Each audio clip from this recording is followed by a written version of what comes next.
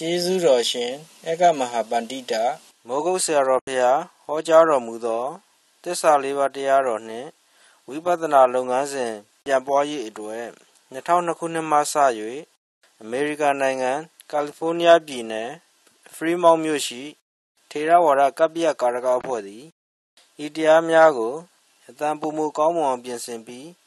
MP3 သို့ပြောင်း၍ဓမ္မဒါနပြုပါသည်ကျေးဇူးတော်ရှင်ဧကမဟာပန္တိတမိုးကုတ်ဆရာတော်ဘုရားကြီးအမရပူရမြို့မင်္ဂလာရိပ်သာဓမ္မာယုံကြီးဘော်တွင်18ရက်12လ58ခုနှစ်၌ဟောကြားဆုံးမတော်မူအပ်သောဒုက္ခဘောဒုက္ခစစ်နေပုံတရားတော်ဒီတရားဓမ္မတွေခန္ဓာကိုယ်နာမည်လို့ကိုယ်ကလည်းမှတ်ထားရတယ်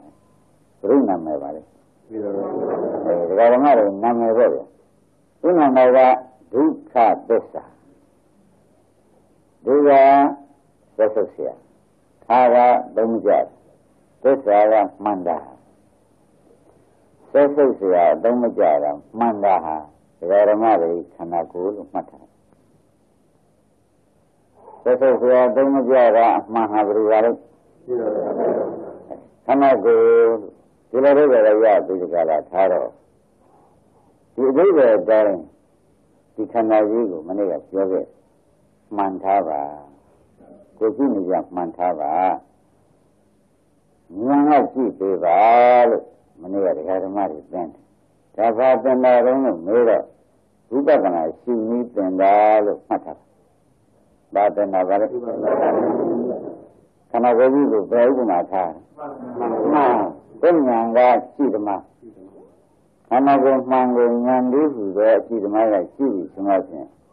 ဒီလိုလည်းပေါင်းကြည့်ခါလိုလည်းပေါင်းကြည့်သစ္စာလိုလည်းပေါင်းကြည့်လိုက်လို့ရှိရင်ဖြင့်ဒစ္စာဟာသေသေးချာချာသစ္စာဉာဏ်ရမယ်ကိစ္စဉာဏ်ရမယ်ကတ္တဉာဏ်ရမယ်လို့မှတ်ထားပါရှင်းကြဒီလိုလည်းဉာဏ်ကြည့်ခါလိုလည်းဉာဏ်ကြည့်သစ္စာလိုလည်းဉာဏ်ကြည့်လို့ရှိရင်ဖြင့်ရဟန်းတွေ၌ပထမရှိဆိုတဲ့သစ္စာဉာဏ်ရမယ်နှစ်သစ္စာဉာဏ်ရသုံးကတ္တဉာဏ်ရမယ်ဉာဏ်တဏ္ဍဉာဏ်ရမယ်သုံးနံပါတ်ပါရမယ်နှစ်နံပါတ်သုံးနံပါတ်သစ္စာဉာဏ်ကိစ္စဉာဏ်ကတ္တဉာဏ်ရလို့ရှိရင်တတ္တပြီးတာပဲသေချာချာဆုံးဖြတ်ချက်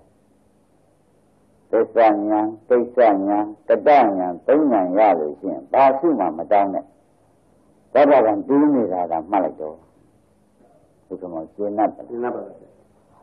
ဉာဏ်သုံးဉာဏ်နာတော်ဓမ္မတို့ဉာဏ်သုံးဉာဏ်ကိုကြည့်ကြလိမ့်ထားကြပါဒါကသုမတောင်းတော့နဲ့ရတယ်ဉာဏ်လို့ခန္ဓာကိုမှန်ထားဉာဏ်ကိုရှိဓမ္မထားခန္ဓာကိုပါထားကြမှန်ပါဉာဏ်ကရှိဓမ္မကြည့်လိုက်ပြီဆိုတော့ပထမရှိဆိုသစ္စာသိတဲ့ဉာဏ်ဖြစ်လာနောက်ဆက်လက်ကြည့်လိုက်လို့ရှိရင်သစ္စာရဲ့သဘောကိစ္စသိတဲ့ဉာဏ်ဖြစ်လာတယ်နောက်ဆက်လက်ကြည့်လိုက်ပြီဆိုတော့သစ္စာကိုပိုင်းခြားပြီးကြပိုင်းခြားပြီးလို့သိတဲ့ကတ္တဉာဏ်ပေါ်လာလိမ့်မယ်ရှင်းရဒါကြောင့်ဒီစကားသုံးခုကဒီနေ့သိတဲ့သေးတဲ့စကားသုံးခုပဲလို့ဒီကမောင်တို့အားလုံးမှတ်ကြမှာပေါ့မှန်ပါပါကောင်းကင်ကဒုဒရာပြောလိုက်တော့ဒုဒရာကငေကြရီဥပ္ပါဒဝဒိဋ္ဌာနာတော့တဘာမကများသောဘေးတွေရန်တွေအန္တရာယ်တွေတရားဖြစ်လေတော့ကြောင့်ဒုဒရာသည်သက်ဆုပ်เสียလို့ပြောလိုက်ဒီကနာကြီးကကိုယ်ကိုယ်ဆောက်ချဘေးရတာတွေတရားကင်းရဖြစ်လေတော့ကြောင့်သူ့ဘယ်နဲ့ဆိုကြသက်ဆုပ်เสียသက်ဆုပ်เสียဖြစ်ပါပဲရဟန်းတို့သက်ဆုပ်เสียဖြစ်ပါပဲဆိုတော့သိချာမှတ်တာပါကောင်းပြီကိုယ်ကိုယ်ဆောက်ချဘေးရတာတွေတရားကင်းရရှိဝေးရဖြစ်လေတော့ကြောင့်လေသူ့သက်ဆုပ်เสียပြီးတော့မနေ့ကပေါင်းလိုက်တော့ကို160လို့ပြောထားတယ်မှတ်မိကြသေးတယ်ရဟန်းတို့တန်ခါမှာရတာကလက်ကြည့်စိတ်က81လက်ကြည့်ဘုံသားလက်ကြည့်စိတ်81ခရ နဲ့ရှင်မစေတိတ်ဆိုတာမကင်းရမကင်းရစိတ်ဖြစ်လို့စေတိတ်ဖြစ်တယ်ကလောဘကျန်တော့50တိတ်ရရုပ်ကြတော့ယောက်ျားမင်းတွေဖြစ်နေလို့တရားတစ်ပွဲလုံးမှာလဲ28ပဲထားလိုက်ပါတော့ယောက်ျား20ကမိန်းမ20ကဒါကြတော့ယောက်ျားမင်းတွေတရားနာနေတဲ့28ပဲထားလိုက်ပါတော့အဲ့တော့တရား60မရကြဘူးအဲ့ဒီတရား60ဟာဒွါရ6ပေါက်မှာဖြစ်တဲ့တရား60မှတ်လိုက်စမ်းဒီတရား60ဘယ်မှာဖြစ်တယ်သိကြတယ်နော်ဒီတရား60ဘယ်မှာဖြစ်တယ်မျက်လုံးပေါက်မှာလည်းဖြစ်တာပဲနားပေါက်မှာလည်းဖြစ်နှာခေါင်းပေါက်မှာလည်းဖြစ်လျှာပေါက်မှာလည်းဖြစ်ကိုယ်ပေါက်မှာလည်းဖြစ်နှာပေါက်မှာရောဖြစ်ပါဘူး။ဒါမျိုးဒါဖြင့်ဒီတရား60ဟာရှိတာကတော့တရား60ပဲသူတို့အလုံးလုံးတဲ့အပေါက်ကတော့ဖြင့်သူတို့တောင်းခံနေတဲ့အပေါက်ကတော့ဖြင့်6ပေါက်လို့ဘုန်းကြီးတရားဓမ္မတွေမှတ်ထားမျက်လုံးပေါက်ကဘာကြိုက်ကြလဲလို့မေးလို့ရှိရင်ဥရရင်တို့အရှင်းစိတ်နားဘောကအတန်ကြိုက်ဥမောင်နဲ့နှာခေါင်းဘောက်ကဘာကြိုက်လဲလျှာဘောကအရသာတွေသူကြည့်သူကြိုက်ကိုယ်ဘောကအသေးအဖြစ်ချေလို့သူကြိုက်ဒီကြိုက်ဘူးလားဒါမျိုးနားဘောကကြံကြတွေးကြဆွေးကြကြိုက်ဒီအကြိုက်သူကြိုက်ဒါလည်းသောကကြိုက်သူပါလားလို့မေးရင်လည်းဖြေကြကောင်းပြီတော့ပြင်ဝါရမတွေဒွါရ6ဘုတ်ကအကျင့်မတူတော့ဘူးဒါမနေ့ကဒါပေါင်း160ကိုအပေါင်းနဲ့ဝေခံလိုက်တဲ့အခါကျတော့တား6ရောက်တာဖြစ်လာတယ်ဒါဖြစ်လို့တား6ရောက်လို့ဆိုရပါကြုံလို့ဒွါရမတွေကမေးလို့ရှိရင်ဘုန်းကြီးရှင်းပြနော်ဒီတား6ရောက်ရှိလို့ရှိရင်အမှန်ဟုတ်တော့ရှိရတာမေရပါတိုင်းဆိုတော့ငါဆိုတဲ့ဒိဋ္ဌိငါဥစ္စာဆိုတဲ့တဏှာဒီခဏတရား60ဒွါရ6ပေါက်တွေကိုငါဥစ္စာထင်းနေတော့သူကမွေးထားတဲ့သားတွေလို့တရား60လို့ဒွါရ6ပေါက်မှာဖြစ်ထိတ်တဲ့သဘောတွေကိုမဆုံးနိုင်ဘူးငါဥစ္စာကိုဗျာယုံကြည်ငါဥစ္စာလို့ဘယ်လိုလုပ်ထားကြတယ်လို့မေးတဲ့အခါကျတော့ခဏယုံနံတရား60ဒီကမောင်တို့ကဓမ္မပဲဒါငါဥစ္စာတွေပဲလောက်တော့ငါဥစ္စာလို့ခေါ်တာကခဏလေးကအမေနဲ့တူကျမ်းလားဒါရောသောကမှာမေဖို့ပြီးကြတာပေါ်ပေါက်ပြီးကြတာငွေရပူရတန်တတ်တာတွေက160တွေကကိုပါတိကျနဲ့တူရင်းမရကောင်းပြီဒါကြောင့်ခင်ဗျားတို့ကဒီပါရမီတွေကဒါရော6ပေါက်ကနေပြီးကြလားခဏကပြောခဲ့တယ်အကျိုက်တူပါရဲ့လားလို့မေးမတူပါဘူးအကျိုက်မတူဘူးနော်ဒီမှာဆိုရင်ကြိုက်တူရလားမတူတော့ငလုံးဘောက်ကဆင်းစိတ်နားဘောက်ကအတန်စိတ်နှာခေါင်းဘောက်ကလျှာဘောက်ကတန်ပြီတဲ့ကိုယ်ဘောက်ကတော့ကိုယ်ဒီအထဲလိုက်တယ်သဘောကျမနောဘောက်ကတော့ဘာလို့စိတ်ကြံစရာတွေးစရာတွေသူကမကြံသေးရမနိုင်သဘောကျကြံစရာတွေးစရာဆွေးစရာမှသူကကြိုက်အကျိုက်ဒီကြပါရဲ့လားလို့အမေထုတ်လိုက်ဒါဖြင့်အမေတရားကသနာရိပ်ဆိုတဲ့အမေကြီးတားဆက်ရောက်ဤအကျိုးမတူတာကိုတကယ်နဲ့တူစားခဲ့တော့ရှိတော့ဥက္ကမဘယ်လိုမှုထမ်းမလို့ဟုတ်လားဘယ်လိုမှုထမ်းထမ်းနိုင်မှာလဲသူကတကယ်နဲ့တူစားတယ်တဲ့မောင်နဲ့တကယ်နဲ့တူစားရင်ဘယ်နဲ့လဲမထမ်းနိုင်ဘူးဆိုတာယုံကြတာတရားဓမ္မတွေဘယ်နဲ့မှထမ်းနိုင်ကြလို့ဆိုတော့ရှင်တဲ့ဘက်ကလည်းထမ်းနေရဲ့ပဲတဏှာဒိဋ္ဌိဆိုတဲ့အမေကဒါထမ်းနေရဲ့ဆိုတာတော့ညမလို့လို့လားမလို့ပါဘူးသူထမ်းနေရဲ့ဆိုတော့ဒီအကျဉ်းမတူတာကိုခဏအမေလက်တဲ့ပုဂ္ဂိုလ်ကအရှင်လိုက်ကြည့်လို့ဆူမှာပဲအရှင်လိုက်ကြည့်လို့ဆူမှာပဲသူကကာတာပေးတယ်ငါကာတာမပေးဘူးဘာလို့တော့ပေါ်တဲ့စိတ်ရုံမှန်တွေကပေါ့ဗျာသူကကာတာပေးတယ်ငါကာတာပေးသူကကြောက်ပေးနေငါကပြစ်ထားတယ်ဒါကြောင့်တော့ဆူမလားမဆူဘူးအဲ့ဒါခင်ဗျားတို့နေရင်းလို့ရတာဓာရ6ပတ်ကိုဓာရ6ပတ်မှာရှိတဲ့ဓာတ်6ယောက်ကိုနေရင်းကိုပြင်နေတာဟုတ်ကြဓာရ6ပတ်ဆိုတော့ဓာတ်6ယောက်ကိုအမိနဲ့တူတဲ့တဏှာဒိဋ္ဌိဓမ္မကငါကောင်ကအလုံးနေတဲ့တဏှာဒိဋ္ဌိဓမ္မကဥပဒေတို့စောင့်ရှိတဲ့ပုဂ္ဂိုလ်တို့ကငါကောင်ကအလုံးနေလို့ရှိရင်သူတို့တက်ကိုပဲ मलाई कहने नहीं है दर्शन की जिंदे ना बाबा हाँ तंबा क्या रहा हम दूसरे चलते हैं न समझो कर अन्ना अन्य बाव माँ क्या बात करे अंग्रेजी है हमारे तो कैसा नहीं साता दूसरी है ना मिलूंगा चीज़ें बजा का साथ हैं अन्ना ना चीज़ें सच हैं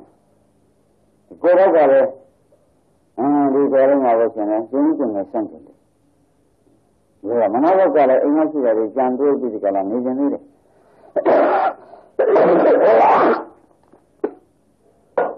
सोरा ये ना तो ना अलग नहीं है तुम्हारे भी तो माँ ये चला अलग असली लाइन नहीं बात ना लो मेरे नाम से रहा तो जगह दासन दोबारा मारे अलग भी सल अलग सल आ जाते हैं कोई बार सब बात करना कौन आए जीवन हमारे द्वारा सब हमारे सरे आदमी द्वारा सब हमारे द्वारा सब सुनने वाले द्वारा सब होते कौन चंदा का बहुत तू लोगों की सरेगा लुमाने के साथ कोई कैसा का मने दुनिया कैसा का ठंड मेरे ले मत दे कैसा मत दे सुन जा ये नहीं बोला भला कैसे क्या काम है सर बोला अब मले रंगा जी ला चें कौन सा नहीं जाने दे तंबुआ का कोई चिंबा वाला लो सुन जा ये नहीं बोला बाजार देंगे हैं चिंबा नहीं लो तो बाजार वाला बड़ा जान कौन सा नहीं जा वाले चिंबा वाला मैं सिया में लो मगर नहीं ले थाने लोगों से कह थाने में क्या कोई बात सारे मत लाभी मिलावी ना जमीन में संग नहीं लगा थाने लगा मशहूर ये जमीन में संग नहीं से वो आवाज़ का साहा भी लोग कहने लगे भी क्या नकामा का दांगा नहीं है कोई नलमो का दांगा नहीं है कोई जना भी है नलमो का दांगा नहीं है शंकी जना ना लगा दादा से राम ये गाने में जा रहा चाहिए तो क्या है उठो में पहले लोग पूछा तैयार हमारे मथा मान लो कभी दानी लो ससो लगता लादी द्वारा छपा खाना खोजी तो दिया तान दिया ससो से कौन लो ससो से ऐसे बाला लो है रे मैंने मालूम मला रे जो जा क्यों है ये आज तो सुदाम रे सिमत हुआ तो मैं सुदाम है दादा हाँ वो रहा नहीं चलता अंदर क्या मालूम तो मैं लूटेगा रहा सीधा सीधा तो अंदर क्या मालूम कोई द्वारा सब है कोई मामा कौन सा काम है ताकि द्वारा सब है वो और नहीं लेते हैं ले सब में मौला में हम तेरे पति ने मसान नहीं नो ये भी यार हम पूछने यार ये भी जाएगा सुबह हैं तो बहुत पाएगा ठीक है ना माना भी खेलने वालों को दादा द्वारा सब पूछे ना दादी है ये भी जाएगा द्वारा सब दांगा पूछे मतेरे को नहीं है मतेरे में नहीं है वो हो आ रहा नरेंद्र गोरा कॉन्सेप्ट है ना बाबा न खाऊंगा द्वारा सब अंदर दे देंगे मगर जंगा हमारे तो क्या से काम लेते नहीं क्या हमारे आ रहा हूँ ये नहीं बोला सब लोगों हमें तो मैं पीछे जाऊंगे तो बात तो ये पूरे पीछे चले जा रहा है तो जंगल में चले जा रहा हमारे दादा हमारे दिखारे चले थे बड़ा नहीं से दिखाला तो दागोरी अच्छा से द्वारा सब का नहीं दिखाला खंडाऊं दाग हमारे का सीमा बंगन क्या थानी है ये जी कॉन्सेप्ट भी दे नहीं रहा है सहमति से जाऊँ ससुर से हमरी पहला ससुर से अरे वे अभी मत ना बड़ा ससुर से काम तो अभी को तामी को चंखाना है आलू तेरा मारा सी गले में सीबू ससुर से अभी मैंने जुड़ी मने रहा भूलो लाया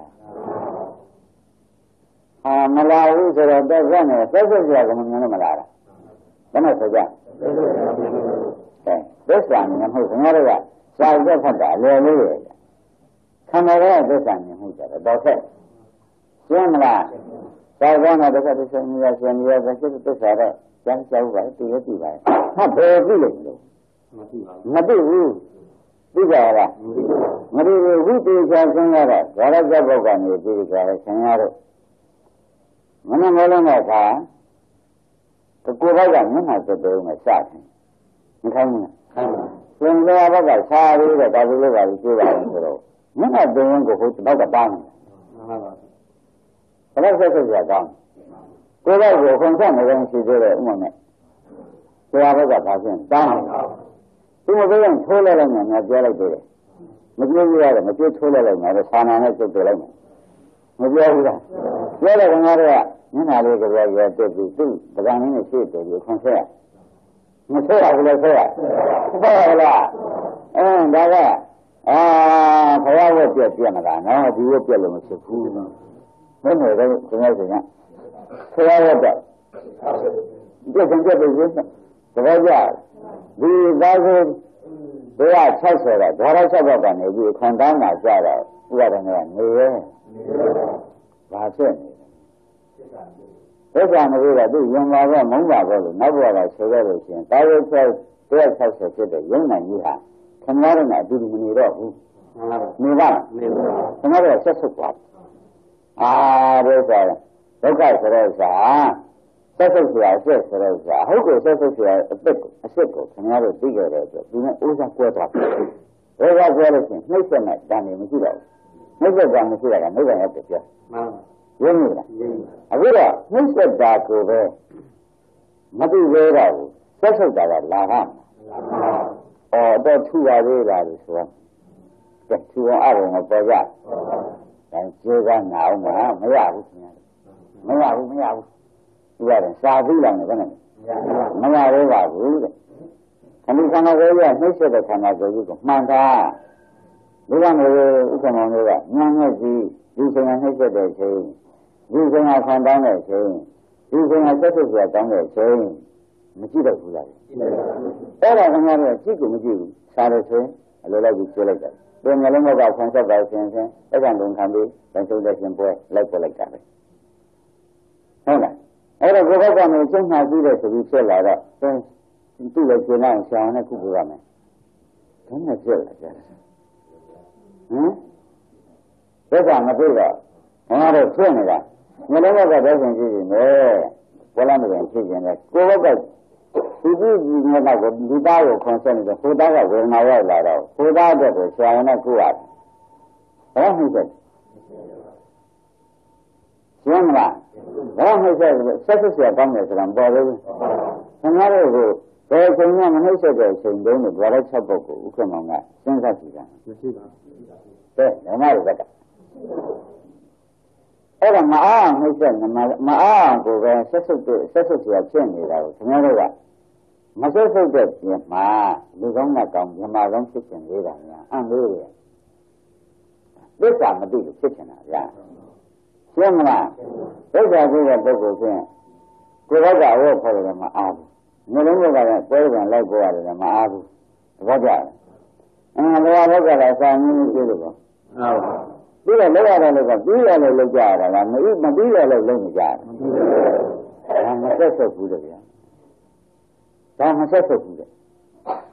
ခန္ဒီပါရမီတော့အတော်ပြည့်နေဒီကအကျဉ်းဆုံးကြီးမှန်ပါဘူးငါဆိုဇာဆိုးကြီးတော့သဘောကျလားခင်ဗျာဒါရချက်ဘုကဒါ160တော့ဒါဆိုတော့ဓာရချက်ဘုကနေပြီးကြလားဆက်ပြီးကြလားငါခွန်ဆက်ဆိုတာနဲ့ဒကာရမတို့လောက်လောက်တိုင်းတို့ကအားကြတယ်ဓမ္မအားလို့ဆိုရင်ဘုရားမအားတော့ဆိုအလိုလည်းမလိုက်နိုင်တော့ဘူးဒါတော့ဆက်ဆုပ်เสียကောင်းတာဖြင့်ဒါတော့ကမဆက်ဆံတော့ပါဘူးဆိုတော့မညာလာရလားမလာဘူးတဲ့တော့ဆက်နေပါလားအတော်ဆက်နေလားတည်းဦးတဲ့အဲ့ဒါမသိသေးဘူးလေရှင်ကျွန်တော်တို့နှိစ္စဒုက္ခမြတ်တယ်မရသေးဘူးတဲ့သူမမုန်းဘူးရှင်းလားဒါကြောင့်သစ္စာမှမုန်းဝင်တရားရှင်းရလားဘယ်တရားမှမုန်းဝင်တရားသစ္စာတရားမှမုန်းဝင်တရားနှိစ္စဒုက္ခမြတ်တဲ့ဓမ္မတိလဆိုတာသူစီပို့ကလို့အချမ်းသာလို့မှတ်လိုက်ဘယ်နားလဲလားဒါကနားလဲလားဘာလို့ယူကြည့်ရင်လဲဒီ ဒီဟာကမှနားမလည်တော့ပါဘူးလို့ဆိုလို့ရှိရင်ဖြင့်ခင်ဗျားတို့ကြွားလို့ရောဒီကျန်ရင်းကလက်ကျန်းဖို့ရဖြင့်မရတော့ပါဘူးလို့ကဆုံးဖြတ်ချက်ဒါကမသိပဲနဲ့ခင်ဗျားတို့ကနိဗ္ဗာန်ရပါလို့လှုပ်ချင်တာလို့မရဘူးရှင်းမလားဒါကမသိပဲနဲ့နိဗ္ဗာန်ရတယ်လို့ဆိုလို့ရှိရင်ဘုရားကဒီလိုနဲ့ရေထုတ်လာတယ်မင်းတောက်ဖို့ဆိုရင်မယုံရတယ်ဒါမသိပဲနဲ့နိဗ္ဗာန်ရတယ်ဒါမဆက်ဆုပ်ပဲနဲ့နိဗ္ဗာန်ရတယ်ဆိုမယုံနဲ့ကွာကဲဒါတော့တင်းတင်းကြပ်ကြပ်ပြောလိုက်ပလားဒီလိုလဲဆိုတော့အသေးသေးကနှင်းနှင်းလေးမြင်ကြပါလားအဲ့ဒါနဲ့ရေထုတ်လို့ဥက္ကမဘယ်လိုလဲရမရပါဘူးငါဆိုငါလည်းရအဲ့ဒါနဲ့ရေထုတ်လာတယ်ခင်ဗျားဆိုမောရခါတောက်ဖို့လို့တယောက်ကပြောလို့ရှိရင်ခင်ဗျားကရုပ်မှန်ရအကြောင်းရှိတယ်မရှိပါဘူးဒီမှာလည်းဒီကြရာကြီးဆက်ဆုပ်မှုဆက်ဆုပ်ဆရာကိုဆက်ဆုပ်တဲ့ညာမပါဘဲနဲ့သိဖြင့်နိဗ္ဗာန်ရလာခဲ့ရလို့ဆိုရင်အဲဒီဒီလိုနဲ့ရေထုတ်လာတယ်ကမှတ်ပါတယ်ဒီနိဗ္ဗာန်မရလားမှန်ပဲငါပြောသေးချာမှားထားမယ်ဘယ်လိုရေးကြည့်လဲဒီတက်ကကြည့်လားဒါကြောင့်ဒီကံတရားတွေကသိချင်ရဆိုတာရှင်းမလားရှင်းပါပြီဒါနလည်းသိချင်ရသစ္စာရဖို့ချင်ရအခုဒီလားရောမနုဿရကမတ္တရောအာနာပါနရောသိချင်ရလေးမှတ်ပါသူ့ကိုအခုပြောတဲ့အတိုင်းအမြင်မတန်သေးလို့ဆိုတော့ပါတယ်ဒီကံမှာမလို့ခြင်းနဲ့မငန်လာပါမလာသေးလို့ရှိရင်ဒီကံနဲ့ဘယ်တော့ဥစ္စာကွန်းဒါလို့ဒီကဒုက္ခသစ္စာနဲ့ဘယ်တော့ဥစ္စာကွန်းဘယ်လိုအကြောင်းနဲ့လဲပေါ်ကြလားအတ္တလေးတရားဓမ္မတွေတရားတွေချော်ပြီးမနေကြနဲ့ရှင်းမလားတရားတွေချော်နေတရားချော်တာတဘောအတ္တနဲ့နာတယ်ဒီဆက်ဆုပ်ဆရာကမြင်တော့ဆက်ဆုပ်ဆရာဆိုတာကကျင်ကြီးပုံကိုဆက်ဆုပ်ဆရာကမဟုတ်ပါဘူး။ပေါင်းတဲ့လို့ကမတော်ဘူးလို့ဆက်ဆုပ်လိုက်ရင်ပြီးတယ်။ရှင်းမလားပေါင်းတဲ့လို့ဒါရဆက်တော့ကိုခင်ဗျားတို့အကြောင်းမတူတာကိုအမေတရားတယောက်ချက်ဒါဘောကတရား6ချက်တန်းလာတဲ့ဘောက်က6ပေါက်ဟုတ်ကလားဒါဟုတ်ကံနဲ့တန်းမှာမဟုတ်တရား6ချက်ဒီဘက်ကနေ7တန်းမှာမဟုတ်လားတောင်းတဲ့ခါကျတော့သူတို့ကိုခေါ်ကြပြရတယ်လက်ကအားရရတာသူတို့အဆုံးတစ်ပတ်ကိုထားပါတော့သူတို့အဆုံးတစ်ပတ်ကိုထားလိုက်ပါတော့ဒါလည်း7ပေါက်က15ရက်ကနေတိုင်းခေါ်ကြတယ်မပြည့်ကောင်းပါဘူးဗျရဲနေကြလားမပြည့်ရပါဘူးတောင်းနေငါပြေးလိုက်မယ်ပြောလိုက်တယ်ပြောဘူးလားပြေးလိုက်မယ်ခဏခဏရင်းကြလိုက်တယ်ကောင်းမှုကြလိုက်တယ်ကိုဘက်ကနှခမ်းဘက်ကနှာရှိကြလိုက်တယ်ဒီဘက်ကနေကျုပ်ပြေးလိုက်မယ်လို့ပြောညနေကမြေကြီးနာပြလိုက်တယ်ငါလည်းငါပဲဒီဘက်ကနဲ့ပြောဘူးလားပြောတယ်တဲ့ကိုဘက်ကဝန်းချောပြလိုက်ပြေးလိုက်မလုပ်တော့ဘူးပါနဲ့သူတို့ရှင်းနိုင်ပြီးအားရှိကြလိုက်တော့ကျိုးကြပါမယ်ဆိုပြီးတော့ဆက်ပြီးနေတာဆက်ဆရာလို့ကမလားဘူးမလားဘယ်လိုလဲမလဲပြည့်ကနေတော့ဆက်ဆရာလို့လာကြရိုင်းလိုက်တော့ဖြစ်တယ်မပြောပါနဲ့ဆက်ဆရာအုံုံပြနေတဲ့သားနဲ့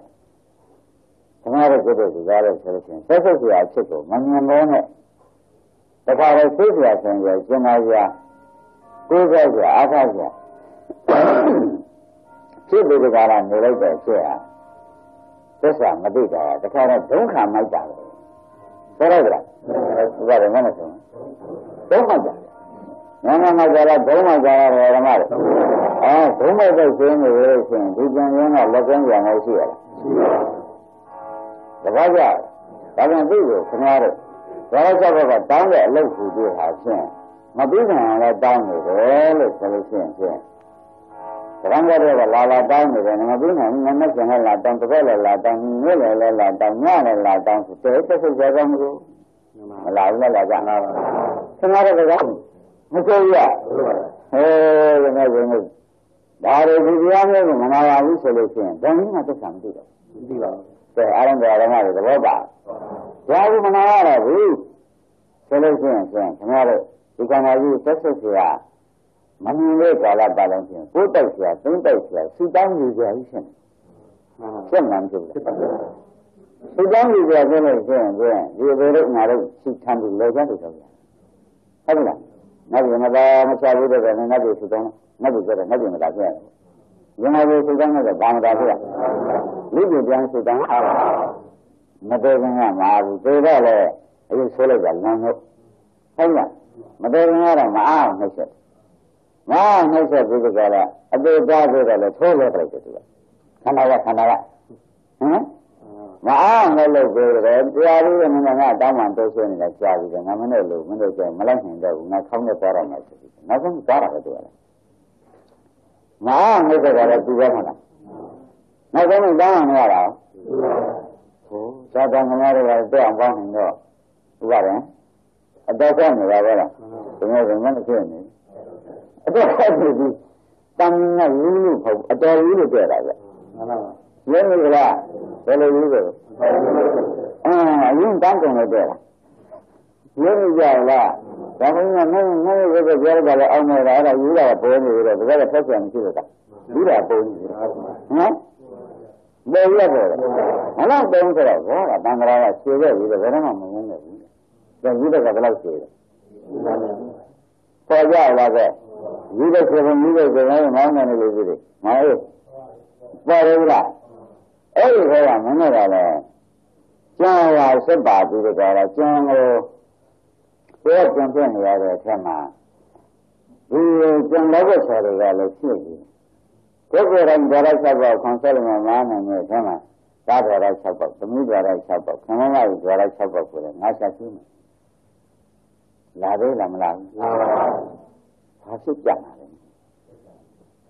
sức chẳng thì là cái gì xem là ý ra người đi cái là ý ra người đi thấy chẳng lại ý ra chẳng phải mà rồi thì nó gắn ra là thế là cái mà mà rồi không được đó là sao vậy mình ra sao vậy không ai ra sao vậy không sao phải là dia sẽ là đào anh ra rồi cái này vậy tôi nói gì cái này để khai được la ra tôi ra cái này hồi sẽ sẽ là luôn rồi nói là với cái đi con này rồi hốt khăn nào ra rồi thì tất cả mà rồi đó hốt khăn nào ra là phải cho cái gì mà đấy bây giờ mới rằng xem là anh là thằng nói là giống như thế này rồi nhiều món đồ không mình mà là nhiều ông chân cha rồi mình cha ra nghe thì mình cha ra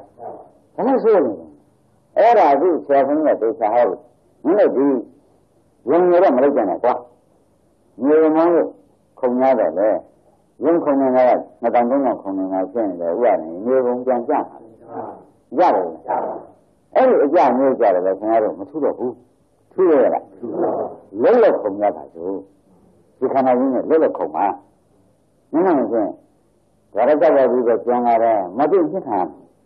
nó cái bao nhiêu mình sẽ dùng như thế không cần cái đó ở đây là sao vậy mình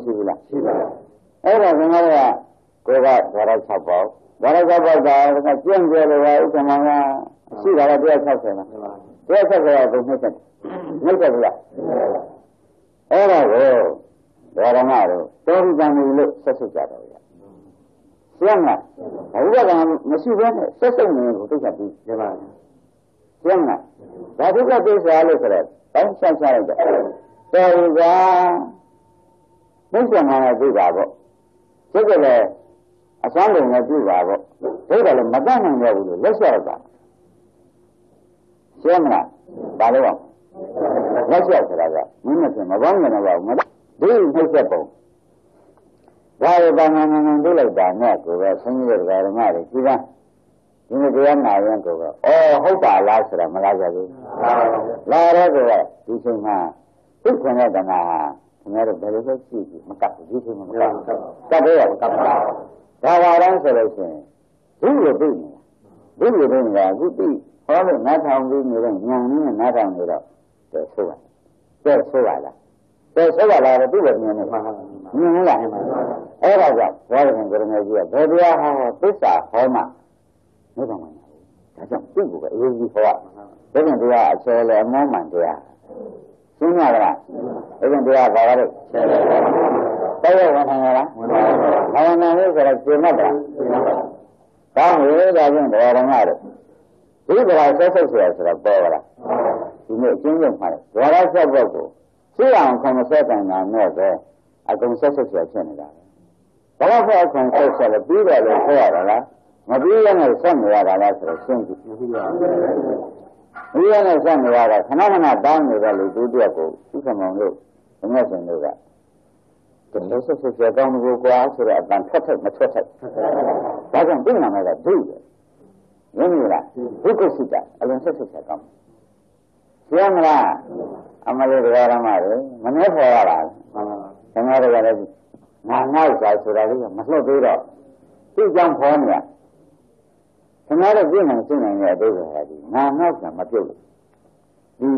ဒီတဘောကိုမသိတော့ငါငါ့ဥစ္စာကဒါကြီးကိုငါငါ့ဥစ္စာလောက်ထားဒါလည်းချက်ပေါ့ရှင်းမလားဒါလည်းချက်ပေါ့ဘာလို့ထားကြငါငါ့ဥစ္စာလောက်ထားတော့ဒိဋ္ဌရာကပြောတာလည်းကြားသေးရဲ့ဆက်ဆက်ကြားပြောတယ်ဥမာမျိုးတွေအပြောမဟုတ်ဘူးအလုံးနဲ့ကိုတစ်ခါတည်းနဲ့ကြားရတဲ့ဆိုရင်ရှင်ကြီးကိုလည်းနာမရဘူးလား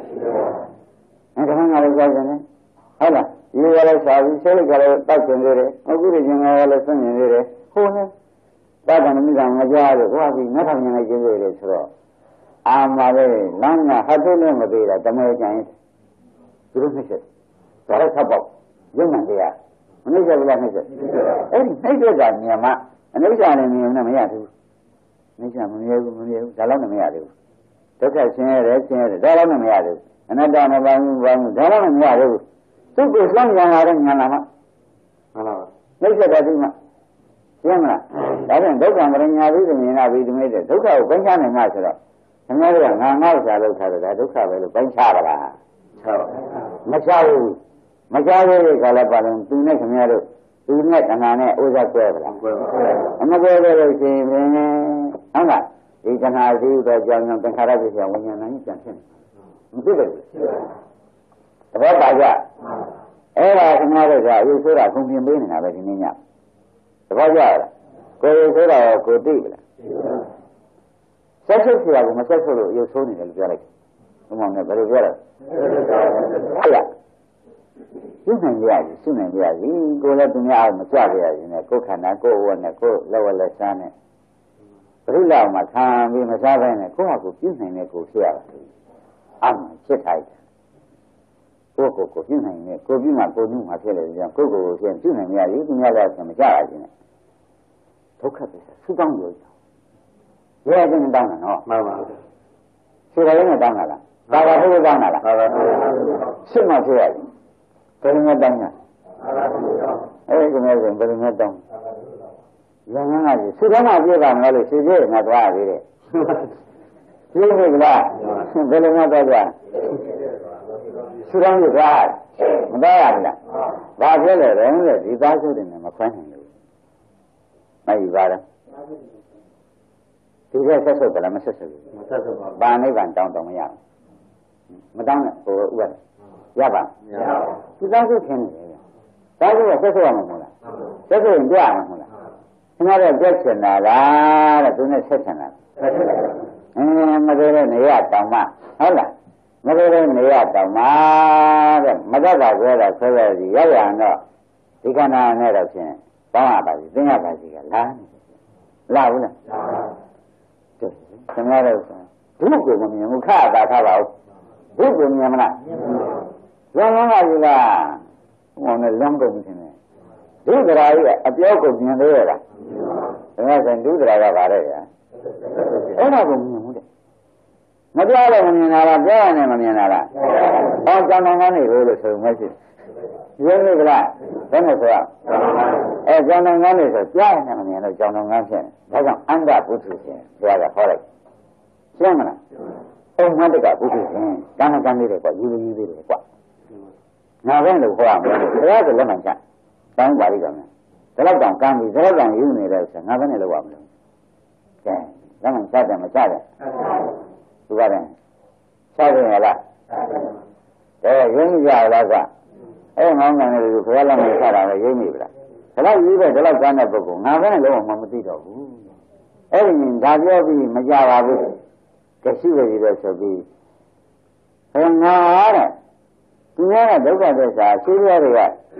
ဒုဒရာကဆက်ဆုပ်ဆရာခဒရာကအသုံးမကြတာသစ္စာကမှန်တာလို့ငါဘုရားနဲ့ရှင်းပြလို့ပြောတဲ့အလုံးတိုင်း၆ပြောတာပဲငါသူ့ရှင်နဲ့ပြောတာတခုမှမပါဘူးပညာရှင်သားနဲ့သာထောင်းတယ်ငါပြောတာရှင်းပြတော့ပြောတာဟုတ်ဘူးလားမှန်ပါပါအဲ့ဒါဆိုတော့နားမလဲဘူးမမြင်ဘူးလို့ပြောကြတယ်ဆိုတော့ငါဘယ်နဲ့လောက်အောင်လုံးလဲဘုရားကလည်းဆိုတိုင်းပါဠိတော်မှာသိချလာရဲ့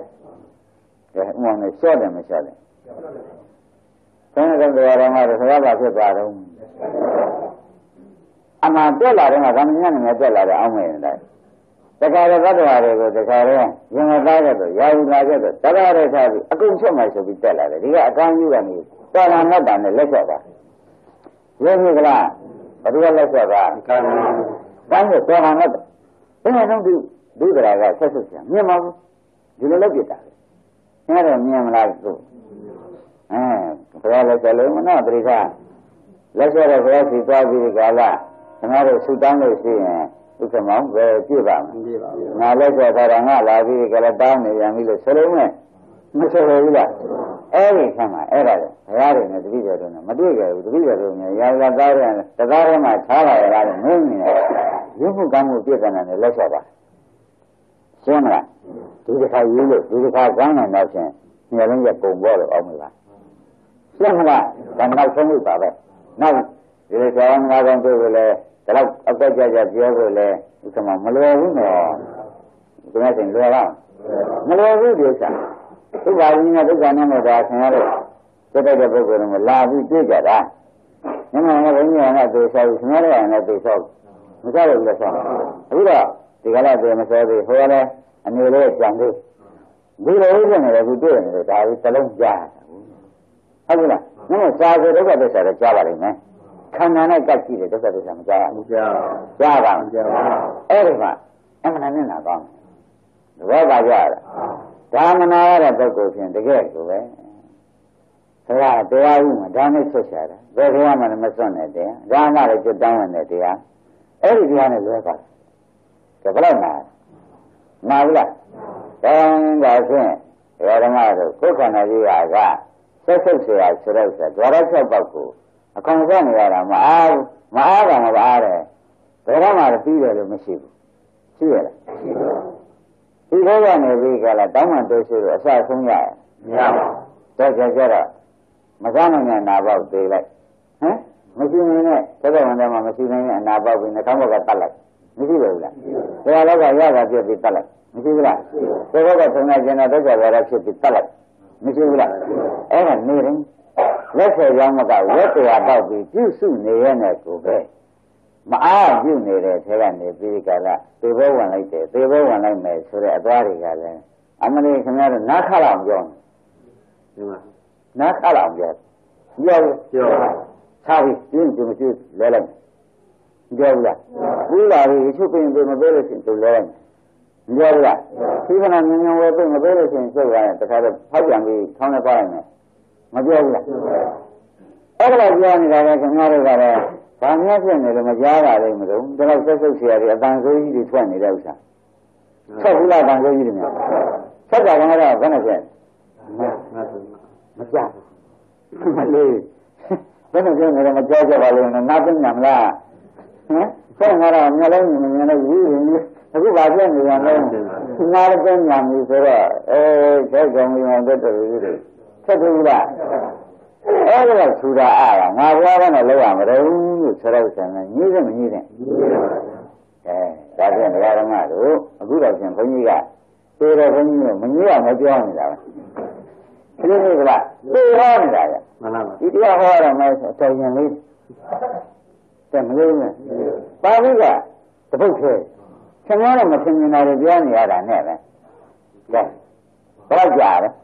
တလုံးတနားလောက်ကြာမနေ့ကတလုံးနဲ့ပြီးသွားတယ်အဲ့ဒါမပြည့်စုံတဲ့နေ့ချင်းထားဟောပြန်တယ်မနေ့ကဒါလည်းဆက်ဖို့ကမပါဘူးမနေ့ကတော့သာသတရား60နှစ်ချက်ပုံလေးတော့ပြောရသာသတရား60အမေကဘယ်လိုပြုမလို့တယောက်ကလည်းဒီမှာပါရဝမ်းပါတယ်တယောက်ကလည်းငငနာကိုကျိုးပါတယ်တယောက်ကမျိုးလုံးတိမ်ကြီးနေဆိုတော့ဝမ်းလည်းပြုကြမှာတော့ဒီသာသတရား60ကသူ့ဝေဒနာနဲ့သူအတိအသီးကိုဝေဒနာအကုန်ပွားပြန်တာကိုဒါနဲ့ဆိုမရှင်းဘူးလားဝေဒနာသိဖို့ဆိုတော့တားရှင်တော့ဘယ်အကုန်ဝေဒနာကိုရှင်းတယ်အဲ့ဒီဝေဒနာတော့ခင်ဗျားတို့87ကိုဘယ်လိုလုပ်ပြီးအမေတရားဆွဲနေကြည့်မလို့ဒီမျိုးကောင်းကောင်းအိမ်ရှင်ကောင်းကောင်းစားခြင်းနေနိုင်ကြမြင်လေရလားဒီရောကဝင်ရပြီးတာဝန်87ဥမာတာဝန်160ရုပ်ကလည်းဖောက်အောင်ပါဘူးဗျအဲ့ဒါကြောင့်ဖောက်တဲ့ရုပ်တွေပြည့်စုံတဲ့သဘောတွေဆွေးတဲ့သဘောတွေကခန္ဓာကိုယ်ရင်160ရှိမရှိဘူးလားရှိပါအဲ့ဒါနေတိုင်းဖာထွေးဖိမှတဲ့အလုံးမလုပ်ဘူးဆိုလို့ရှိရင်သူတို့ထိုးလိုက်ကြ ရှင်းမလားအဲ့ဒီဝတ်ကိုခင်ဗျားတို့ကလည်းကြည်ပြောင်းပြုနေတဲ့သဘောဟာကိုကျိုးပြလို့ပြုနေတာတောတော်ရမကြောက်မကြမတောက်မတနေတဲ့လူချင်းအားကမအောင်သူပြောတာနေတယ်စားရလားဥက္ကမကြီးကအားရအဲ့မအားရတဲ့ကနေပြီးတော်ပြီးရတောင်လာလိုက်ပြီတဏှာကဝင်ချော့တဏှာဝင်ချော့လိုက်မင်းတို့ပြုနေတာဟိုသူများကြည့်တယ်မှလည်းတောင်းစားနေရတယ်မင်းကတောင်းစားသူတို့ကတောင်းတယ်မင်းကပေးနိုင်တယ်ဆိုပြီးတကားတော့ဝင်ပြီးတဏှာကဝင်ချော့ဒိဋ္ဌိကအုံမင်းဟာမင်းပြုမှပြီးမှာပေါ့သူများငါလို့ပဲဖြစ်မမင်းကြီးလို့ဒိဋ္ဌိကလည်းမင်းဟာလို့ထားတယ်တဏှာကတော့မင်းမခင်ဘူးသူဆံပါတော့မသားသမီးတွေကိုဒီလိုဒီလိုများကဝင်ပြီးကတဏှာကမင်းဟာငါဟာတယ်ဒါဖြင့်ငါအရင်ကျုပ်ပဲခင်ရမှာပဲဆိုဒီသရဝင်ခင်ကြငါဟာငါခင်သွားတာရင်းပြီလားငါကဒိဋ္ဌိငါခန္ဓာကငါခင်နေကြတာခင်ဗျားတို့ကဒီကုန်းကြီးပေါ်ရပြီရပြီပေါ့ဗျာသာဝတိ60ကိုဒီကုန်းကြီးလည်းကိုယ့်လက်ပေါ်ပဲသိပါစီဒါမှပြင်နေဟုတ်လားရောကမှပြီလားဒါပြနေတယ်ဒီလိုဒါမသိလားဒုက္ခရာကိုမသိတာခအတာထားအောင်ခမထည့်သေးပါဘူးဒုဆိုတော့ဆက်ဆုပ်ဆရာဆိုဆက်ဆုပ်ဆရာလို့မသိရှင်းမလားဥက္ကမောဒုက္ခရာတော့ပေါ်လာဒါဆိုရဘယ်လိုရှိလဲအခွန်တောင်းတော့ဘယ်နှဘောကနေဝန်တောင်း6ဘောကနေဝန်တောင်းတဲ့ဥစ္စာကအတောင်းမျိုးစုံဆိုရင်လည်းလွဲလားအကျက်ကတူကြရလားမတူတော့ဘူးဒီအမေကတယောက်သေးအမေတယောက်သေးကနေပြီးဒီကလာဒီဥစ္စာကိုဝတ်ကြအောင်လုပ်ဖို့အလုပ်ဟာဖြင့်ဝတ်တရားဘယ်လိုပဲကြည့်အောင်လုပ်လို့အကျက်မတူလို့ကိုမြတ်စိန်ဒါဘယ်နဲ့နည်းမှမဖြစ်နိုင်ဘူးလက်မှန်သာချဖို့ဝတ်တရားရှိမှန်ပါပါမရှိဘူးရှိဘာလို့အောင်လက်မှန်ချလက်မှန်ချရင်မဲ့ရတယ်မှန်ပါပါရှင်းမလားလက်မှန်ချရင်မဲ့ရလက်မှန်ချရလားခင်ဗျာမချဘူးအဟံဝေတော့ဟောပြီသူကြမ်းမှာပြသူကြမ်းမှာကျုပ်ကိုကျုပ်ပြနိုင်မှာမြစ်တာနဲ့ပြောလို့ရှိဟမ်ဘာဝင်ချုပ်လိုက်ပြီပေါ့မချုပ်ဘူးလားဘယ်ဥမာနဲ့ဘာဝင်ချုပ်လဲသမဏကသူခန္ဓာကိုပြစ္ဆာနေနဲ့တရားမှမဟုတ်ဘူးသူကချုပ်ရမယ်တရားကိုမချုပ်ဘူးလားမနေ့အာရာဟုကတော့သမထဝင်ချုပ်တယ်ပြေပါရလားခင်ဗျမှန်ပါပါဒုက္ခမရောက်ဘူးလားရောက်ပါဗြဟ္မဏိကဟောတယ်ဒါမှလည်းရှင်မဗလားဘလောက်မင်းတို့ရှင်းဆက်လက်ပြီးပြီကဘလောက်ကြံသေးတော့အသက်နဲ့မျှပေါ့ဗျာသာသု6ရောက်ကိုဘလောက်ပြီးကြမှာအသက်နဲ့မျှဘလောက်များတာဖြင့်လူကြီးကြီးဆိုတာပါသေးဒီကဒီကိုဆက်ဆုပ်တဲ့သဘောညမလာသေးကာလပတ်လုံးနောက်ဘဝလည်းဒီသားဒီသမီးနဲ့မခွဲရပါလို့ဆိုတော့လာအောင်ပါပဲနာပါဟုတ်ပြီလားငါဒီငါလုံးငါကောင်းကောင်းပါပဲဒီခန္ဓာငါကျမ်းပေါ်မှာပဲပါဘူးလားဘာလို့ဆိုဒါဒုက္ခပေါ်မှာဒုက္ခပေါ်ကဘာသာဒုက္ခဘာနဲ့ပါပါမလားတန်ဟိုကဘာလို့ဒီဘာဓမ္မတွေဘာဖြစ်မှာတော့မဟုတ်ရင်မနဲ့ပြောကြဟိုပြင်ပြမှာလည်းလို့ပါဟုတ်ပြီလားဘာဖြစ်ကြမှာလဲဒါကြောင့်ငါတို့ဘုရားရှိခိုးသွားပြီးဒီကရနိဗ္ဗာန်မြတ်မိစကြကျင့်ပြရပါလိမ့်ခရားပေါ့သဘောပါလားနိဗ္ဗာန်မြတ်မိစကြကျင့်ပြရပါလိမ့်ခရားဒီလိုကလားစိတ်ကမြတ်မိစကြဘယ်နဲ့တော့ရှင်းဘုန်းကြီးတွေတော့ကွာနေပေါ့တော့ကွာနေပြီမှန်တယ်မကွာဘူးလားဒီဆက်ကြတာတရားလည်လာလို့ဒီသုံးရဲမနာရဒီတရားမလဲသေးလို့ရှင်တယ်မလဲလဲအောင်ပြောအခုတော့နောက်ဘဝပဲဒီသားစုတရား60နဲ့ရောရချက်ပေါ်ခွန်တောင်းမှာပဲလာမှာပဲလာလို့ချင်းငါကောင်ကအလုံးနေတဲ့ဒိဋ္ဌိသင်္ခါရမကပြုလို့မရှိဘူးဟုတ်ကဲ့အဲ့ဒါဒီဘဝကြံခံပြီးပြီချမ်းမယ်နိုင်နောက်ဘဝလူရှိရပါလေနောက်ရှိရပါလေတရားရှိသွားတောင်းလို့ရှင်းဖြင့်ဒါလူကမရှိဘူးခရကကျင်ရပါလေဆရာရှင်တဲ့ငယ်ရှင်းလို့လားလူကမရှိဘူးဘာဖြစ်မှစဉ်းစားမှာနတ်တော့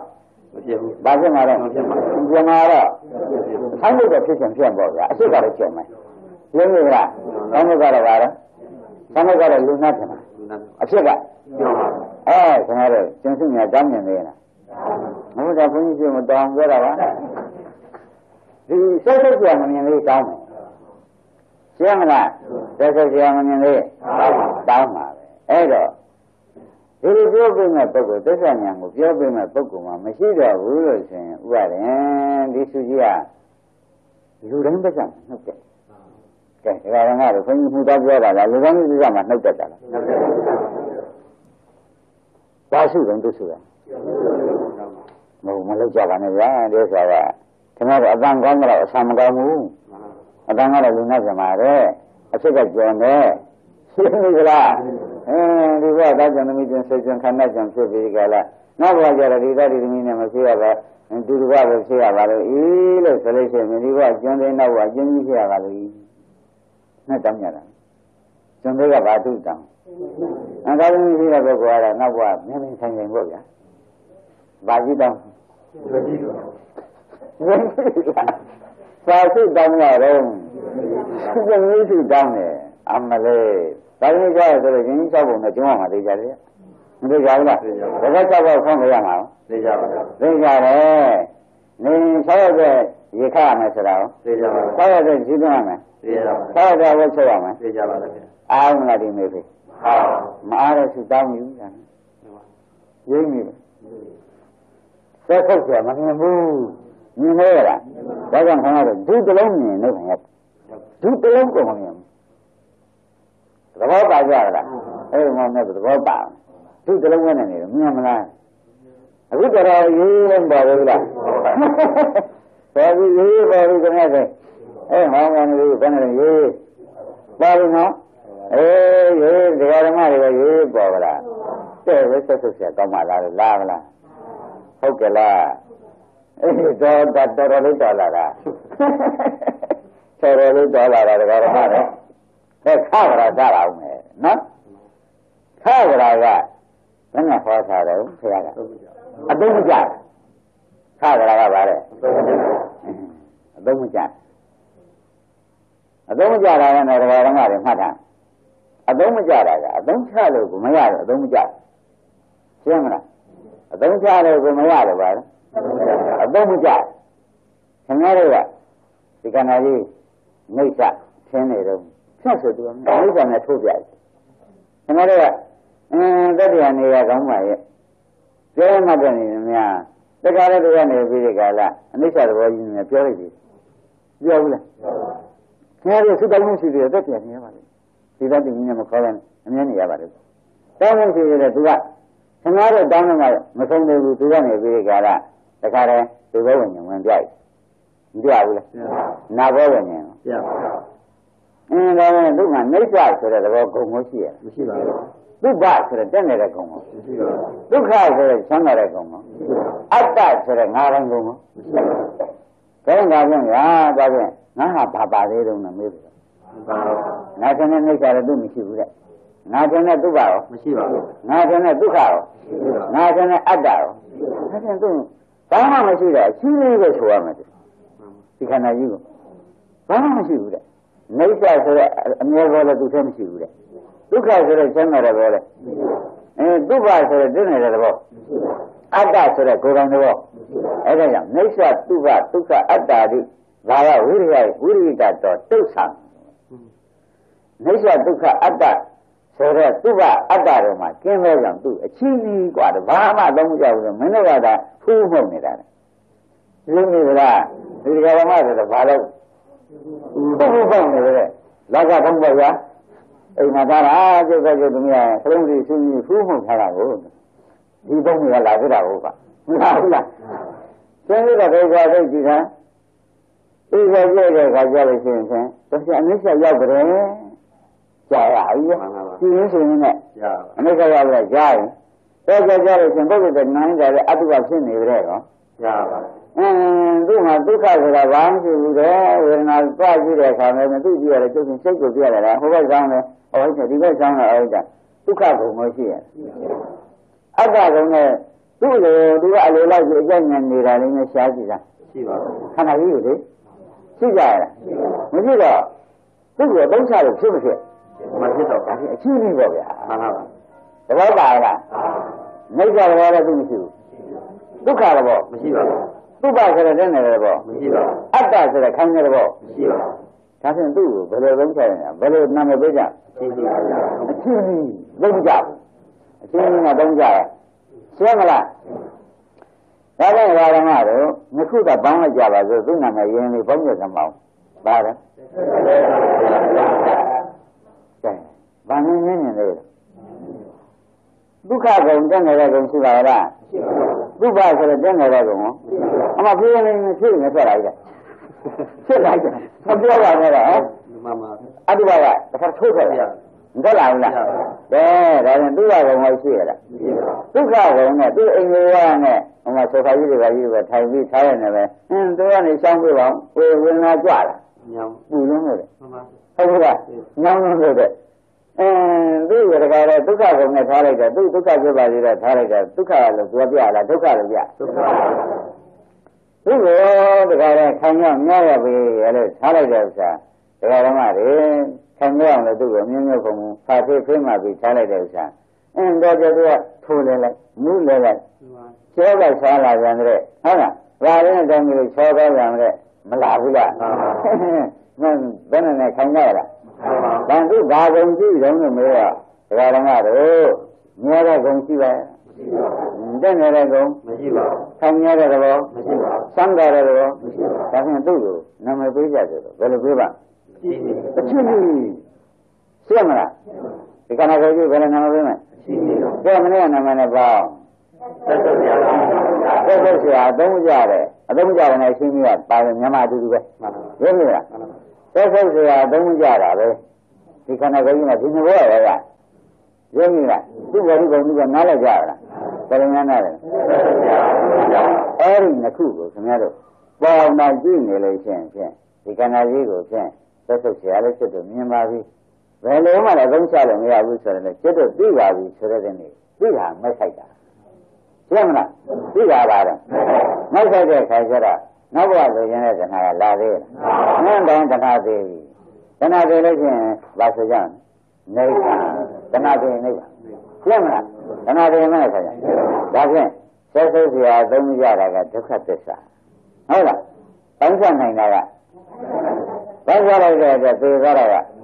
သမုဒယသေးတာသူသေးလို့သမုဒယနေရတာဆက်သွားတော့ဒကာဓမ္မတို့သမုဒယချုပ်သွားတဲ့အတွက်နိဗ္ဗာန်ပေါ်လာတာကနေရတဲ့သစ္စာဒီတလုံးဒုက္ခသစ္စာတလုံးကြည့်ဖို့ပဲရည်ကြည်ဒီပညာတွေသမုဒယတတ်ဖို့အရေးကြီးနေ